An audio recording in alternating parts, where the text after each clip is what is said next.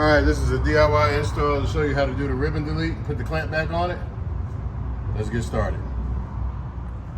All right, we're going to start the install for the ribbon delete. Here's your throttle body, your intake manifold. Don't flip your throttle body upside down because that's where people have problems when they undo it all the way. Just undo it on one side.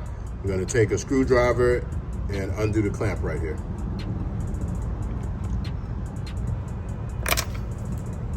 Clamp comes off. I'm going to move the throttle body off and you'll see the honeycomb piece in here, which is the restrictive ribbon that's holding back a couple horsepower, so let's get rid of it. You're going to use a set of needle nose pliers, stab it a little bit, and yank that baby all the way out with the gasket included. To move it, make sure you don't flip it upside down. Loosen up the other side of the throttle body because it has a clamp on it, and you'll be able to pop it all the way off.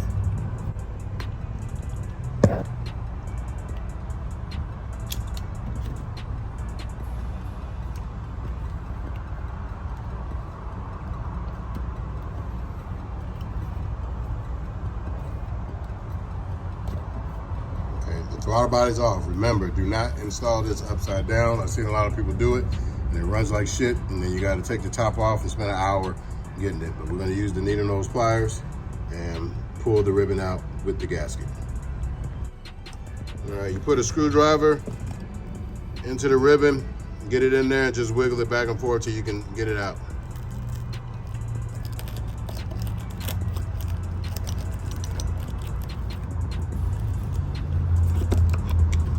See, it's coming out a little bit. You can grab it with a set of pliers. Wiggle it the rest of the way. And it's out. So this is what the OEM ribbon looks like. And it's restrictive. The air has to go through here. This is like a two-stroke thing. The Coast Guard still makes OEM put it in there, but you don't need it. You get the wet jet ribbon.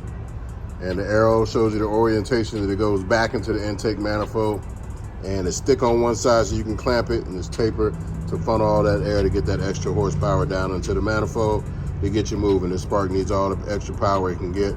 So let's go ahead and get to that part. You pull the gasket off, put it onto the wet jet ribbon, and then put it back in to the intake manifold. The same way you got this ribbon out, it'll slide right back in, and we're gonna do everything in reverse. Okay. Make sure it's on the thick side. Take the gasket, slide it over the wet jet ribbon.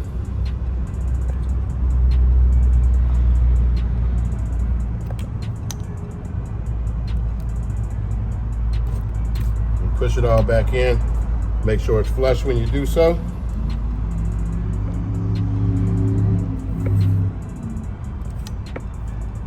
Yeah. Play with your fitment and adjust your ribbon. Get the gasket all the way in there.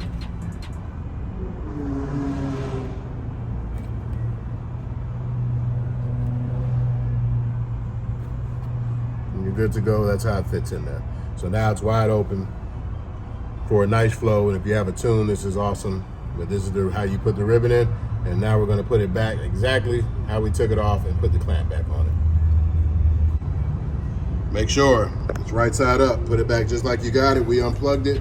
Moving it here, he's sticking it back into the front. I don't want you to do this upside down. I've seen some people have this flipped around on that side and then wondering why it's running funny. But it has notches on it, so it lines up. That doesn't mean anything to everybody. They still mess it up. So now that it's on there, we're going to put the clamp on there. And we have a smaller clamp if you don't want to use the Oerlikon clamp, because if you don't have the Oerlikon clamp tool, it's not going to go back on tight. We're going to use the 2.5-inch worm clamp, and it's small to fit in this groove, and we just tighten it down and make it snug. All right, we already moved and snugged down the front clamp. Now we're putting the clamp on the back. It just makes life easier when you do this. Make sure you keep your clamp in place in the groove while you're tightening it up.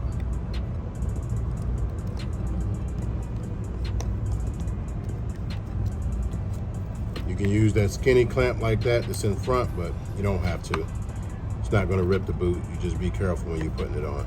It seats right down into the socket just like that, and you get it down, and you get it snug. You don't have to beat up on it, just get it snug.